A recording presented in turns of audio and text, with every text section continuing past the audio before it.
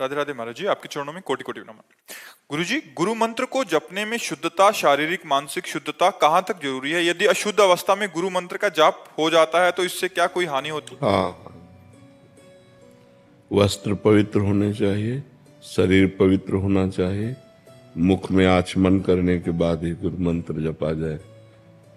3 बार आचमन करे पवित्र जल लेकर।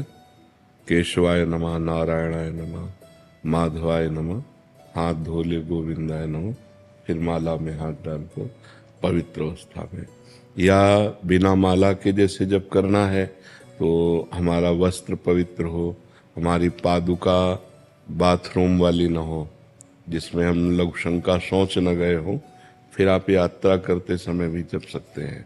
लेकिन नाम जो है उसमें अपवित्र पवित्रो वा सर्वावस्थांगतो पिवाह, उसमें अपवित्र हो या पवित्र हो उसमें कोई बात नहीं है।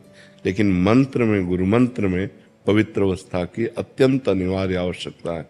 यदि अपवित्र दशा में जपोगे तो हो सकता है तुम्हारी बुद्धि को गिरा भी दे, विपरीत भी ले जाए, काम क्रोध की भी वृद्धि हो सकती है।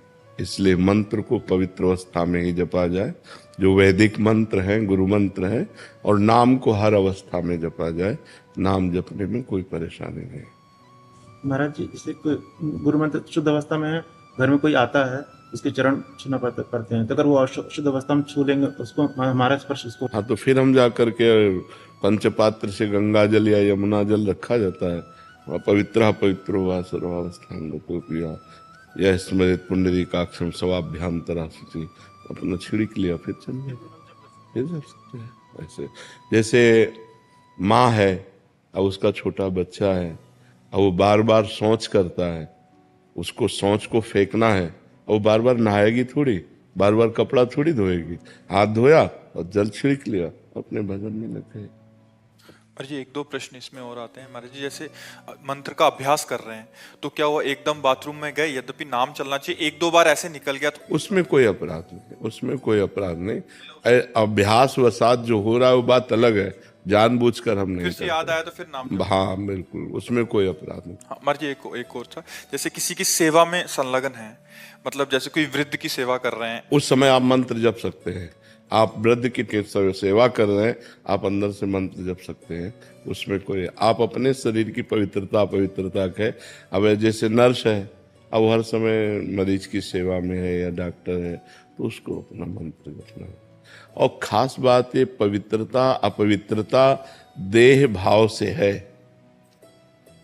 जब तक देहाभिमान है तब तक नहीं। अवधूत जब हो जाता है वही संत समझना, वही संत जब ऊंची स्थिति हो तो सोच किए पड़े हो, भगवदाकार वृत्ति है।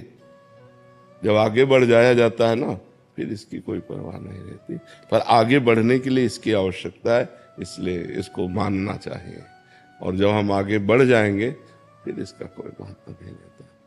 जब शरीर ही हम नहीं हैं तो फिर इसका क्या महत्व रह जाता है। पर अभी शरीर हम हैं, इस बंधन से छूटने के लिए हमें शरीर की पवित्रता आवश्यकता है। मुकुंद जी, सूरत जी, महाराज जी कृपया मार्गदर्शन करें कि ऐसी स्थिति में व्यवहारिक जीवन जीते हुए आध्यात्मिक साधना को तो क्या होता है, जैसे हम पोछा लगा देना और दरवाजे खिड़की खुला रखे तो कुछ ही देर में फिर गंदगी आ जाएगी।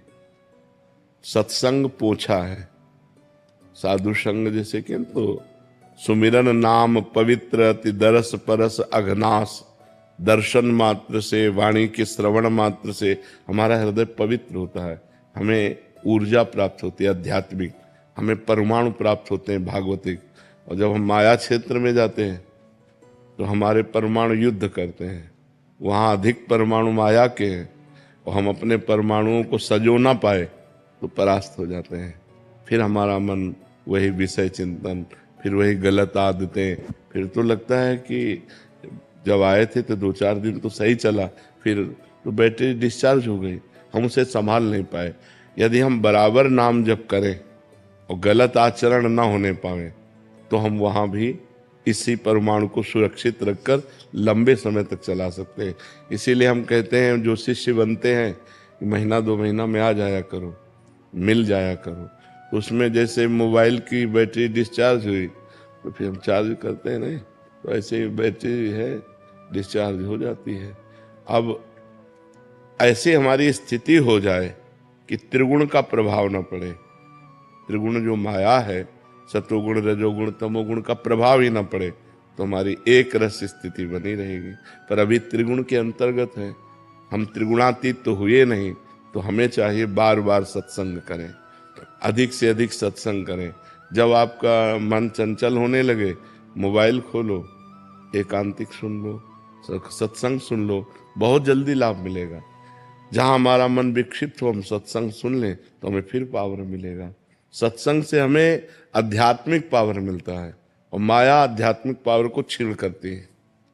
उसको, जैसे आपने सुना कि गलत आचरण नहीं करना चाहिए, अब आपके दिमाग में आया गलत आचरण नहीं करना चाहिए, और जो आप माया में पहुंचे, यार सब चलता है, वो उस बात को एकदम दबा दिया और अपना प्रभाव बढ़ा लिया। और अगर ये बना रहा तो आपसे गलत आचरण नहीं होंगे, और अगर ये दब गया तो फिर वैसे आचरण होने लगे, तो लगेगा कोई खास प्रभाव नहीं पड़ा। जब गए तो प्रभाव पड़ा, इसके बाद फिर तो ऐसा होता है।